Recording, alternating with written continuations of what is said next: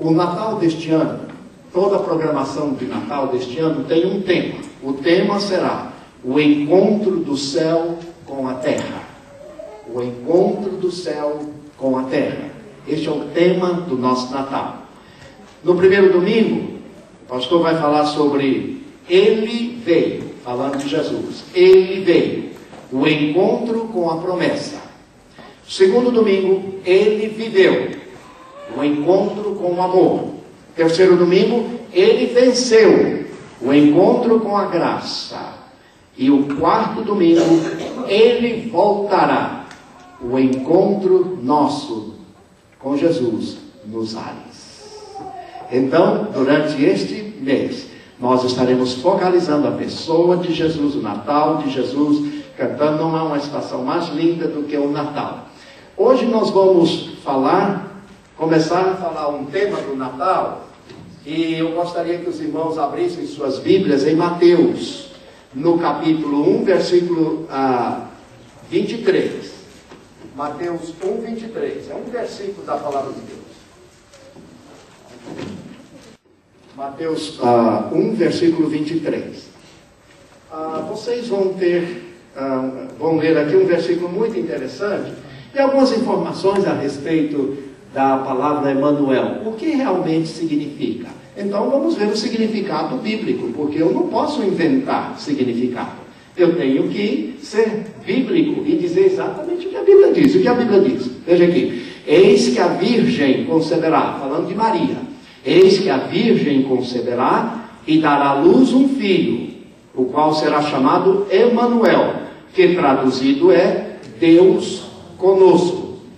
No Velho Testamento, os nomes tinham um significado, vários deles. Por exemplo, meu nome, Ebenezer, significa, a palavra em hebraico, Eben Chesed, significa pedra de ajuda, ou até aqui nos ajudou o Senhor. Está lá em 1 Samuel 7,14. E vários nomes têm significados. Na Bíblia, todos os judeus colocavam o nome dos seus filhos, e cada filho que recebia um nome tinha um significado. E a coisa continua assim. Por exemplo, Maria. Maria significa senhora, soberana. Pobre do irmão Genaro. Soberana. Márcio, Márcia. O que significa esse nome? Márcio e Márcia vem do latim. É um nome usado pelos guerreiros para invocar Júpiter. Davi. Davi significa o amado. E como é? O amado. Cristina significa ungida do Senhor, porque Cristina é uma variante de Cristo. Cristina, ungida do Senhor. Marli significa árvore frutífera. Amém, Marli? Arlindo, homem de guerra. Ana, cheia de graça. Emerson, governador, industrioso. Por isso que ele mora ali perto da Industrial Boulevard. Fábio significa fava. Érica, sempre poderosa. Pobre do Fábio. Alexandre significa defensor da espécie humana. Mônica, conselheira, a solitária. Aqui. Então, cada nome, eu poderia dar uma descrição de cada nome aqui. Mas só para você perceber que da mesma maneira como hoje nós temos nomes que têm significados, no passado era a mesma coisa. Entre os judeus isto era muito comum. E então, o nome de Jesus, já no Velho Testamento, já começa a traduzir uma mensagem, que significa o quê? Significa Emanuel, Deus conosco. A palavra Jesus é a palavra hebraica Jesus, Jesus Christos. E esta palavra, ela tem relação também com o Velho Testamento. Daqui a pouco eu vou falar sobre isso. Mas esta introdução é apenas para dizer como precioso é o significado do nome de Jesus. Primeiro a Bíblia diz, ele será chamado Emanuel, que significa Deus conosco. Isto é, o encontro de Deus com o homem, a presença de Deus na vida do homem, Deus entre nós, fazendo o seu tabernáculo. Esta é a mensagem do Evangelho de João. que Deus tabernaculou, que Deus fez o seu tabernáculo entre os homens através do seu Filho Jesus Cristo. Daí o Evangelho de João ser um evangelho que fala da divindade de Jesus. E ele então fez o seu tabernáculo, Deus fez o seu tabernáculo entre os homens, né? E a Bíblia fala da presença de Deus de uma maneira muito extraordinária. Mas, certa ocasião, os discípulos ficaram assim, sem entender realmente do que Jesus estava dizendo. Então eles perguntaram a Jesus: Senhor, será que dá para a gente ver Deus? Mostra-nos o Pai, e nós vamos ficar felizes. Nós vamos ficar felizes na vida se o Senhor mostrar a Deus. E Jesus então disse: mas que pergunta é essa? Olhem para mim. Quem vê a mim, vê o Pai. Vocês estão vendo a mim, vocês estão vendo a Deus. Porque eu e o Pai somos um. Não há divisão, não há separação. Apenas Jesus estava na carne. Jesus havia assumido a forma humana, como diz o apóstolo Paulo. E na sua forma humana, ele habitou entre os homens. Mas depois, quando a Bíblia diz que Jesus ressuscitou, então ele diz: todo o poder me foi dado nos céus e na terra. Então, esta natureza de Jesus volta a ser a natureza plena, divina dele. E ele então, ainda na sua forma corpórea, para que os discípulos pudessem visualizá-lo, leva-os para o monte e dali ele sobe, voltando à presença do Pai.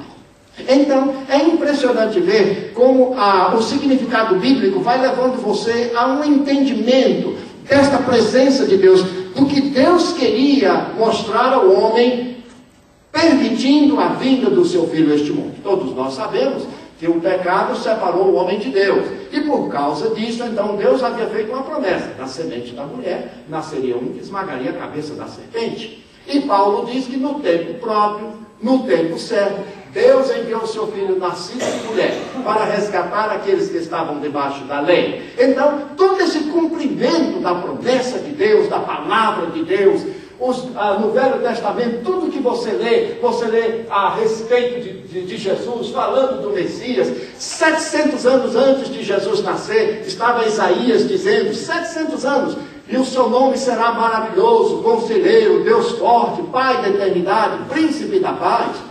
Antes de Jesus nascer, os profetas falando do nome de Jesus, o que ele seria e o que ele faria, de forma extraordinária. E agora, então, nós entramos nesta fase. Quando, durante este Natal, vamos começar a pensar: quem é este Emanuel? O que Deus realmente se propôs quando enviou o seu Filho ao mundo? Para quê? Por quê? Por que Jesus veio? Para que Jesus veio? Se não para nos salvar, se não para falar a nós que Deus nos amava e amava tanto ao ponto de mandar Ele, para que através dele, do seu sacrifício, pudéssemos ter entrada na Nova Jerusalém. E as portas da Nova Jerusalém estarão abertas para todos nós. Todos aqueles que entregarem suas vidas ao Senhor Jesus. A Bíblia diz que você vai para o céu através de Cristo, porque Ele é o caminho, a verdade e a vida. A Bíblia diz que você vai para o céu porque Jesus morreu na cruz. Você não vai para o céu porque você é bom. Você não vai para o céu porque você é uma pessoa que tem um caráter maravilhoso, porque você ajuda os pobres, porque você dá dinheiro aí fora, porque faz isso, aquilo. Você não vai para o céu por isso. A Bíblia diz que a salvação não é comprada. A Bíblia diz que a salvação não é adquirida. A Bíblia diz que a salvação, ela foi consumada por Jesus na cruz do Calvário. Então eu vou para o céu, você vai para o céu, não porque eu mereço, mas porque Cristo fez tudo isto possível. Através da sua morte, do seu sacrifício, do seu sofrimento. Foi Ele quem carregou a cruz, que era minha, que era sua, nas ruas de Jerusalém. Ele passou pela via dolorosa, carregando a cruz nos ombros, sendo xingado, cuspido, esbofeteado, e ali recebendo 2 cravos nas suas mãos. Por quê? Porque Deus amou a todos nós. E em lugar de colocar a cruz nos meus ombros, Deus colocou a cruz nos ombros do seu Filho. E Jesus agora diz: então, se você quer seguir a mim, agora você vai tomar a sua cruz, a sua decisão, o seu compromisso de entender que realmente Deus veio habitar no meio do povo. Então eu gostaria de falar 2 palavras a respeito. Primeiro, falar sobre esse registro do nascimento. Quando você nasce, ou quando alguém nasce, nós vamos ao cartório e fazemos um registro. Eu tenho o meu. De vez em quando eu dou uma olhadinha, já está velhinho, amarelo. Quanto tempo vai passando, vai ficando mais amarelo. E a pessoa que fica velha, olhando o registro de nascimento. Fica amarelo as páginas. E o registro de nascimento? O que eu posso ler? Nome dos pais. Primeira coisa que tem lá, nome dos pais. Aí vem o celestial, Deus. Os terrenos, Maria e José. Ora, nós sabemos que Deus era filho, Jesus era filho de Deus, gerado pelo Espírito Santo, e sabemos que Maria, sua mãe, ela então colocou-se à disposição do Espírito para trazer Jesus ao mundo. Mas não houve nenhum relacionamento dela com José. Eles estavam casados, mas a Bíblia deixa claro. Antes de se ajuntarem, ela se achou concebida pelo Espírito Santo. Agora, na Bíblia há 4 maneiras de uma pessoa receber um corpo. Há 4 maneiras de uma pessoa receber um corpo. Não dá para colocar aí, irmão? 4 maneiras de uma pessoa receber um corpo. Primeiro, sem homem e nem mulher. Foi o caso de Adão e Eva.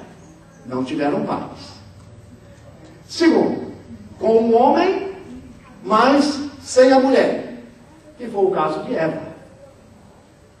Terceiro, com um homem e uma mulher. Que é o caso de todos os nossos seres humanos. E com uma mulher, mas sem um homem. No caso, a pessoa de Jesus. Então são 4 formas interessantes da pessoa ter um corpo. E esta concepção de Jesus foi realmente extraordinária, porque a Bíblia diz que ele será chamado Emanuel, Deus conosco. Como que Deus poderia estar no nosso meio, vir até nós através de uma instrumentalidade humana? O Espírito gerou em Maria. E quando ela diz, a minha alma engrandece ao Senhor e o meu espírito se alegra em Deus, meu Salvador, porque o Senhor achou graça, o Senhor abençoou esta serva humilde. E depois, mais tarde, ela diz, cumpra-se na minha vida tudo que o Senhor determinou. Mas que coisa extraordinária. E eu gosto de ler aquela passagem, quando José olha, fica olhando para Maria, vê a barriguinha dela e tal. Mas o que será que está acontecendo ali com Maria? Por que essa mulher está grávida? A lei judaica era muito séria neste ponto. Se a mulher se engravidasse sem ser casada, ou se houvesse qualquer anúncio desta natureza que constituísse adultério ou prostituição, qualquer coisa, ela era apedrejada.